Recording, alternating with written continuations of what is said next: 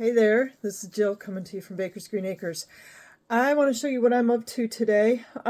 We have people ask if you can freeze raw milk, and you can, but the cream doesn't always reconstitute quite right. So I had a bucket of milk that I had for, we got a pig in the house, so he's loud, that I was keeping so I could skim for butter, but it froze.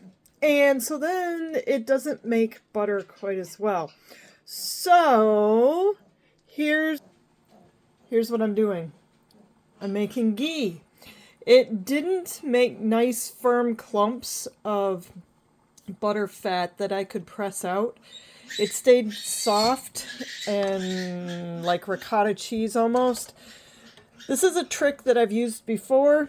It works pretty good. You just warm it gently. It's about halfway through right now. You can see how it's still yellow, but I've got water. That's what all these bubbles are. That's water coming up through the fat and releasing. Eventually, it'll have clear fat, no bubbles rising, so the water's out, and I'll have protein pieces on the bottom.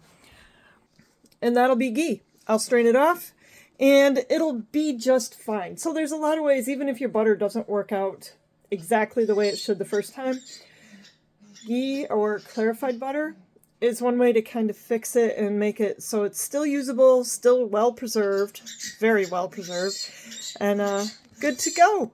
So that's it when you have butter that doesn't quite work. Have a great and abundant day.